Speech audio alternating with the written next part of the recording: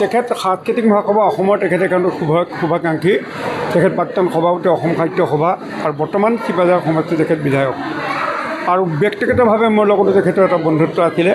আমি সাংস্কৃতিক মহাসভা অসমৰ হৈ মই তেওঁক যোৱা বছৰ অনুৰোধ কৰিছিলোঁ যে যিহেতু আমাৰ গুৱাহাটীত আমাৰ মাটি নাই, আমাৰ দুলীয়াজালত মাটি ঘৰ আছে কিন্তু গুৱাহাটীত নাই, গতিকে সেইকাৰণে আমি অনুৰোধ কৰিছিলোঁ যে আমাক অকণমান মাটি দিব লাগে আৰু তেখেতে আজি নিজেই মিটিঙত এই কথাটো ঘোষণা কৰি থৈ গ'ল।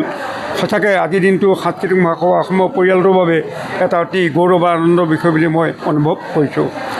আমি সাংস্কৃতিক মহাসভা অসম 2009 চনত ঐতিহ্যমণ্ডিত গোলাঘাট জিলাত বগাহাট অঞ্চলত জন্মগ্ৰহণ কৰিছিল আৰু সেইদিন ধৰি আজি পৰ্যন্ত সাংস্কৃতিক মহাসভা অসমে বৰ অসমৰ যিবিলাক লোক সংস্কৃতি প্ৰতিটো জাতি জনগোষ্ঠীৰ মাজত ভাতৃত্বই এনাজৰীডাল অধিক কটকটীয়া কৰিবৰ বাবে সাংস্কৃতিক মহাসভা অসমে দৃঢ় পদক্ষেপ গ্ৰহণ কৰি আছে আৰু সেই তাৰে ফলস্বৰূপে আমি মাজে মাজে অসমৰ বিভিন্ন জেগাত এনেধৰণৰ বিভিন্ন জাতি জনগোষ্ঠীৰ মাজত আমি সাংস্কৃতিক কাৰ্যক্ৰম অনুষ্ঠিত কৰি আমি ভাতৃত্ব এনাজৰীডাল অধিক কটকটীয়া কৰিবৰ কাৰণে প্ৰচেষ্টা অব্যাহত ৰাখিছোঁ।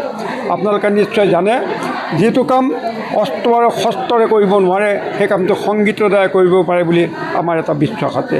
গতিকে আমি সংগীতৰ মাধ্যমেদি বৰ অসমৰ প্ৰতিটো জাতি জনগোষ্ঠীক একত্ৰিত কৰা মানসেৰে এনেধৰণৰ অনুষ্ঠানবিলাক আমি য'ত ত'ত অসমৰ বিভিন্ন জেগাত আমি অনুষ্ঠিত কৰি আহিছোঁ আৰু আপোনালোকে জানি আনন্দিত হ'ব যে অসমৰ প্ৰতিখন জিলাতেই আমাৰ জিলা শাখা আছে, আমাৰ আঞ্চলিক সমিতি আছে, এইবিলাকে অহৰহ বিভিন্ন কৰ্মশালা আৰু প্ৰতিযোগিতা ইত্যাদি কৰি বৰ অসমৰ লোক সংস্কৃতিক শ্ৰদ্ধা নিবেদন কৰি আহিছে। অসমৰ বাহিৰতো হয়, যোৱা বছৰ আমাক 24 চনত আমাক বিহাৰৰ পাটনা চহৰলৈ আমাক নিমন্ত্ৰণ দিছিল।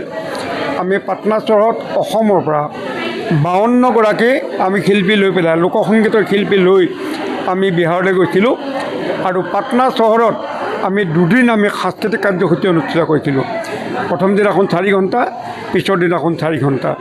এইটো সাংস্কৃতিক বিনিময় বুলি ক'লেও ভুল নহ'ব আৰু আমাৰ লগতে তেখেতসকলৰো সাংস্কৃতিক কাৰ্যসূচী আছিল।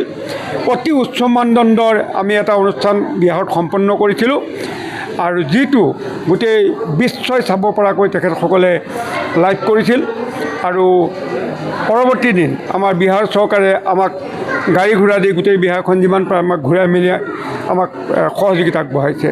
গতিকে এইবাৰো আমি বাংলাদেশত যোৱা কথা আছিল কিন্তু কিবা এটা কথাৰ কাৰণে অলপ কাৰিকৰী বিজুতিৰ বাবে আমাক সেইটো হৈ নুঠিল।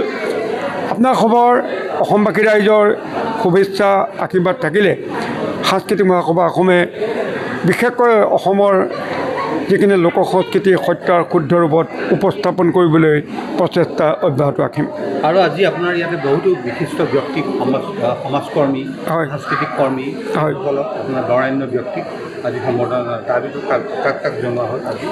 আমি আচলতে আজি আমাৰ মুকলি সভাত ডক্টৰ পৰমানন্দ ৰাজবংশী মুখ্য অতিথি আছিল আৰু ডক্টৰ নোমল চন্দ্ৰ বৰাকো নিমন্ত্ৰণ যোৱা তেখেত অহা কথা আছিল কিন্তু আহিব নোৱাৰিলে। হিতেশ বৰুৱা ডাঙৰীয়াক ফোন কৰিছোঁ, তেখেত আহি আছে, বিভিন্ন কামত ব্যস্ত। আজি আৰক্ষী আয়ুক্ত মহোদয় অহা কথা আছিল কিন্তু শ্বিলঙত বোলে শ্বিলঙৰ লগত যিখন কাজিয়া তাৰ লগত কিবা আলোচনাত বহিব লাগে কাৰণে আহিব পৰা নাই। তথাপিতো আমাৰ সাহিত্য সভাৰ লগত জড়িত ধীৰেন শৰ্মা ডাঙৰীয়া আছিল, ডক্টৰ প্ৰবোধ শৰ্মা আছিল, এনেকৈ আমাৰ কাৰ্যকৰী সভাপতি ডাঙৰীয়া আছিল। গতিকে আমি এটা সুন্দৰ আজি সভা অনুষ্ঠিত কৰিছোঁ আৰু আজি আমাৰ এই অনুষ্ঠানলৈ আজি 12জন অসমৰ গণ্যমান্য ব্যক্তিক আমি পৰম সন্মানীয় সদস্যৰূপে আদৰণি জনাইছোঁ আৰু প্ৰায় 35জন আমি আজীৱন সদস্য হিচাপে আজি আমি আদৰণি জনাইছোঁ। হ'ব।